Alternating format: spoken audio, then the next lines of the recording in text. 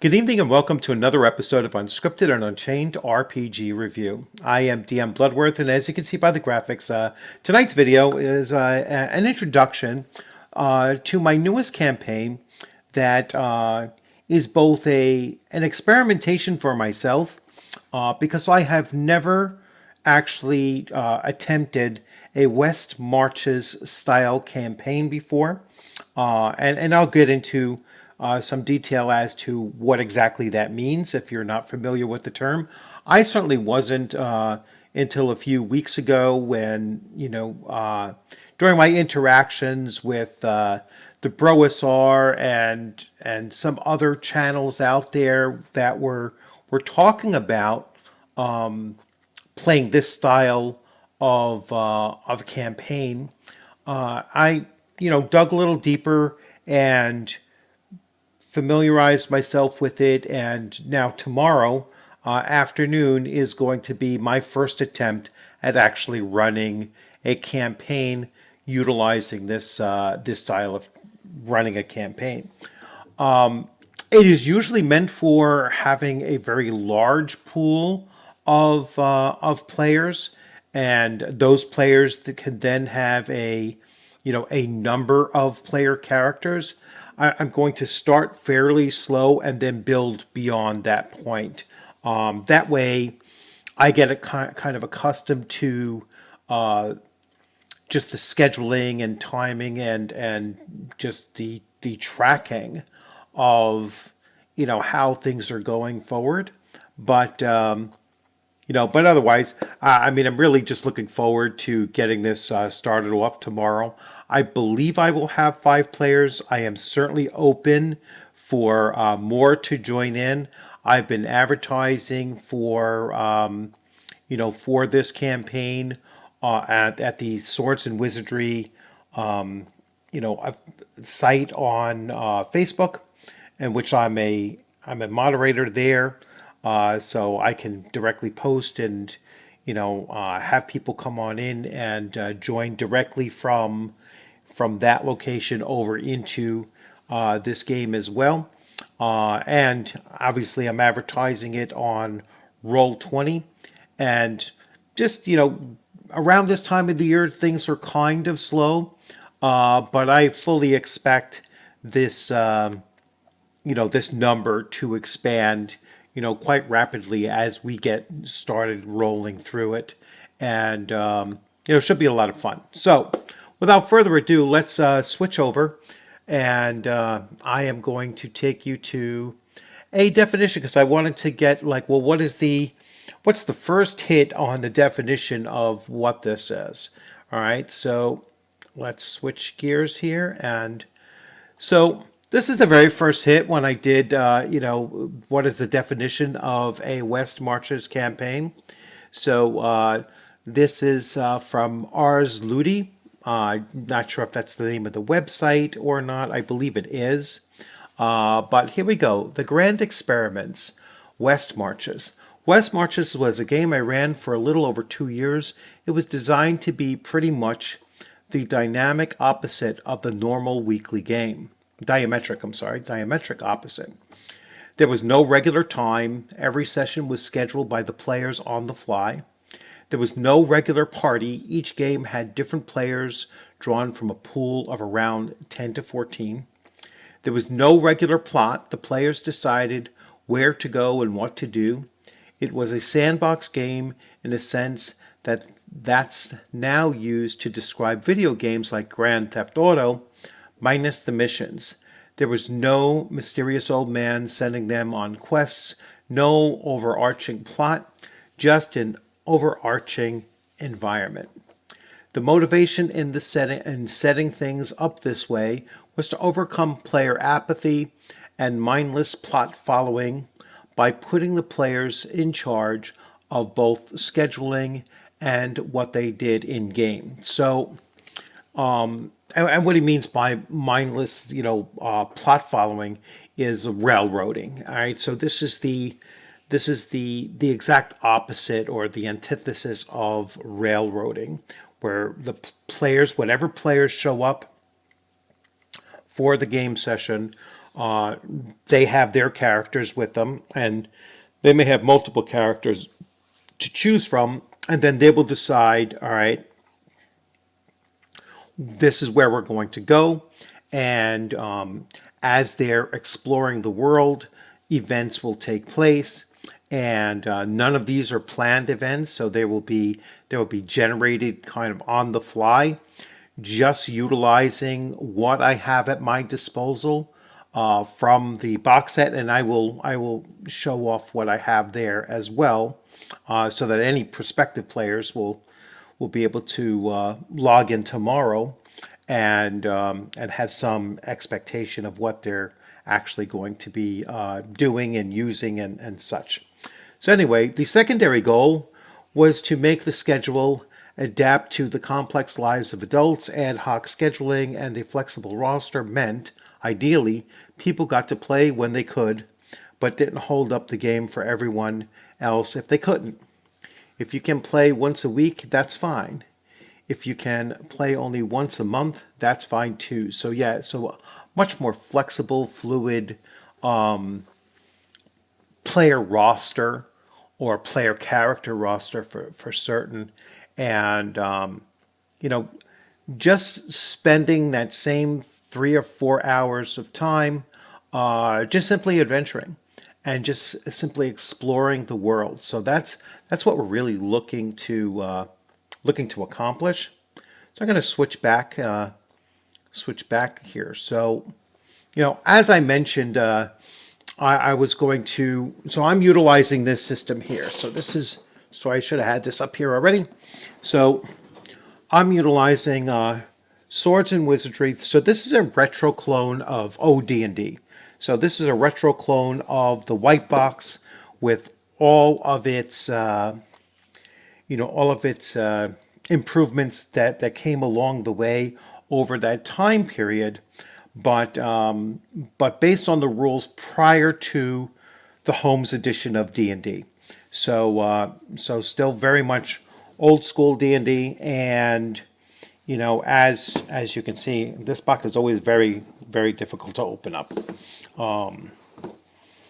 So the character sheets are very, very simple, as you can see here, and the players that join my group will have access to just the PDF views of what is necessary for their characters.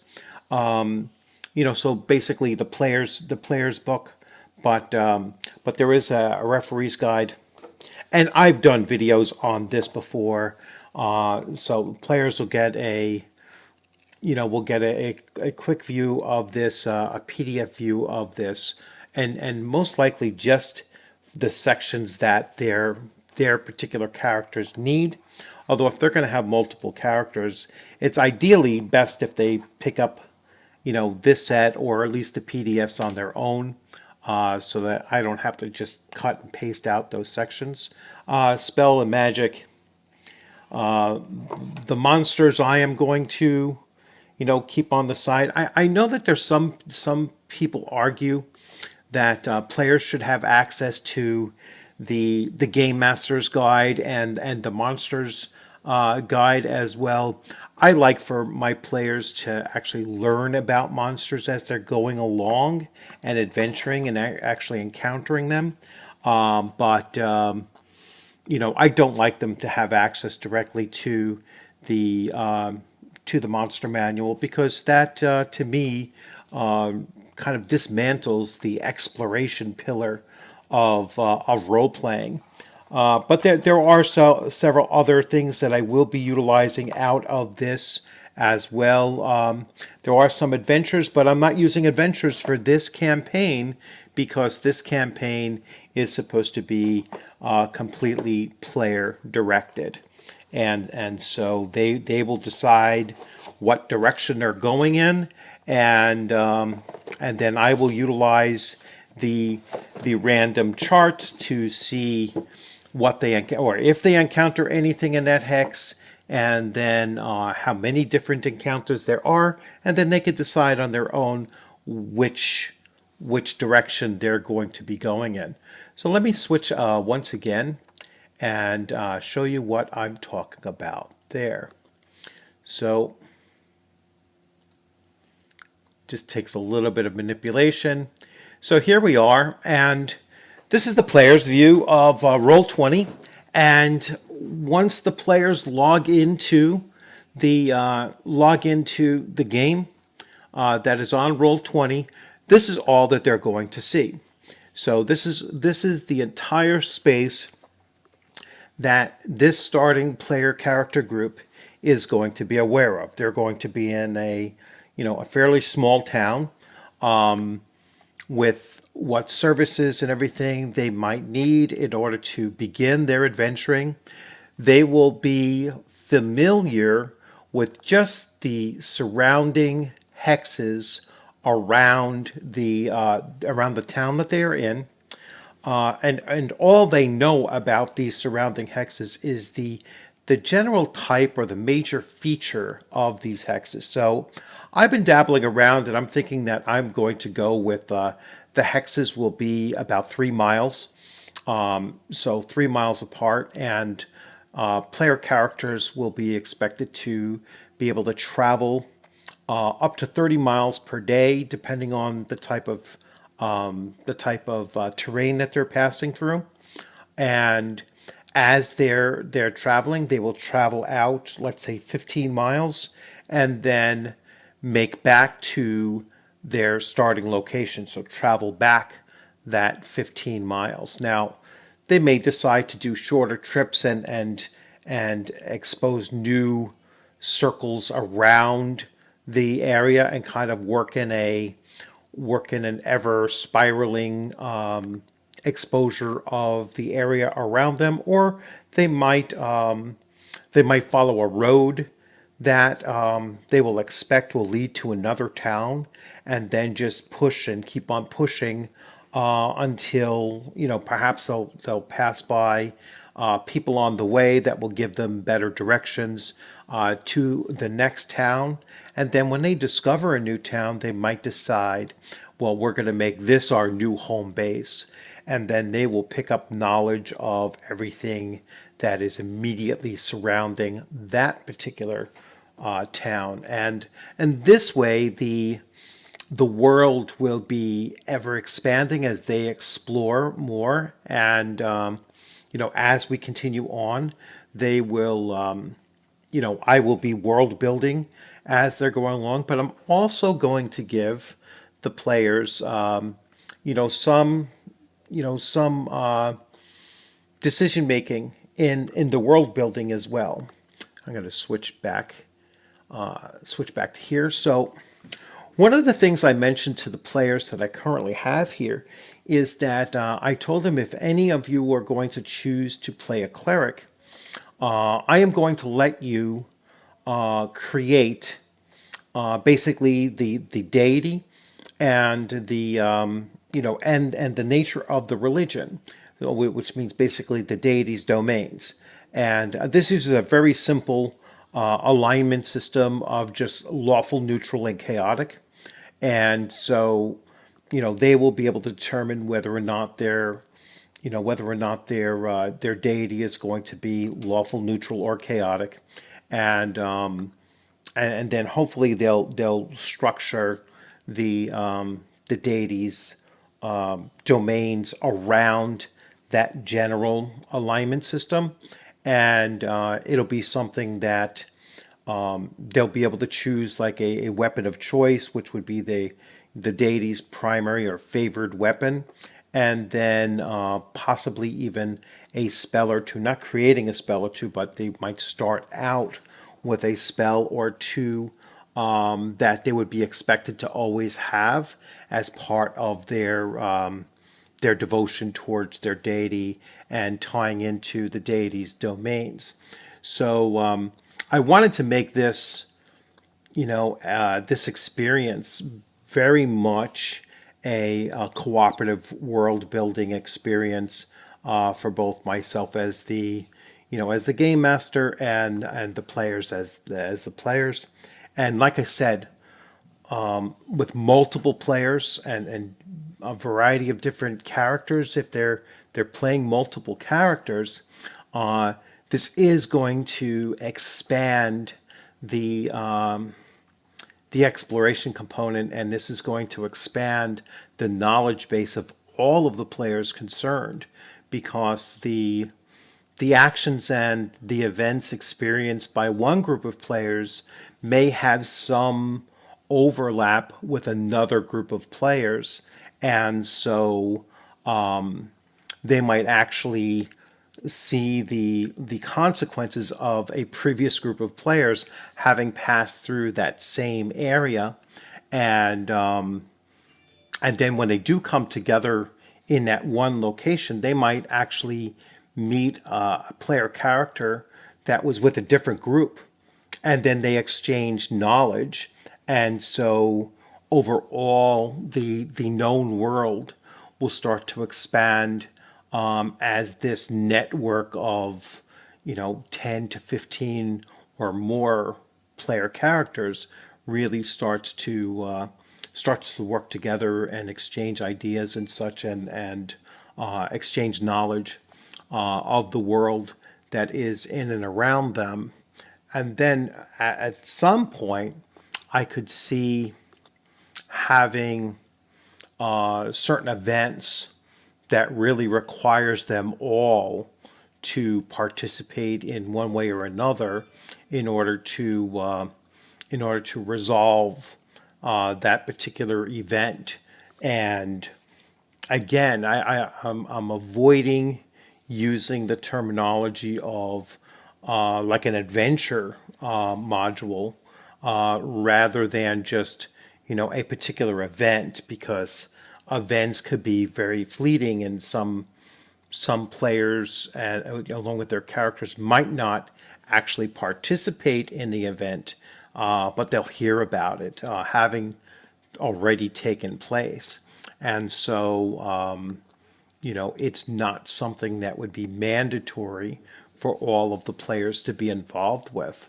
But there is some potential that multiple groups might actually become involved in the same event without it being a constructed adventure, as it were. So, really excited about getting into this and starting this out. As I've mentioned previously, as the school year comes to a close, and as my retirement is now just 1 month away, I'm certainly going to have a lot more time to dedicate running various experiments and different game systems and such, and that's something that I'm looking to do as I go forward, especially during this summertime, prior to me going back to work, in my secondary job in September. And so I'm really looking forward to spending this summer in doing one shots and experimenting with different game styles and different game systems, and hopefully different groups of players as well, so that I get to meet out with other people and exchange ideas, and possibly run players, characters I should say, in their campaigns as well, just to see and experience some other dungeon masters and game masters, and how they do things as well. So once again, I hope you enjoy the rest of your weekend. I look forward to seeing you on the gaming screen sometime soon. And for those of you that are in the United States and getting ready to acknowledge Memorial Day on Monday, just a very heartfelt, as the son of a World War II veteran who has passed. Memorial Day is a day that I like to just remember, and that's what it really is a day to remember those who have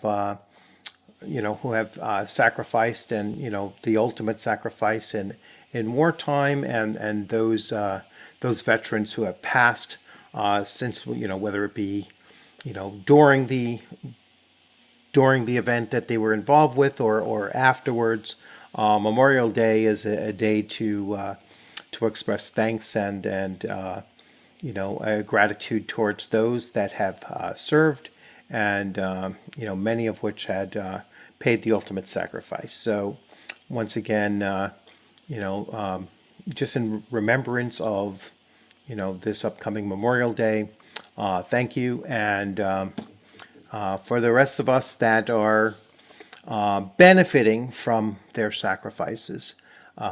Just keep that in mind, and look forward to seeing you, and have a great rest of your week. Thank you.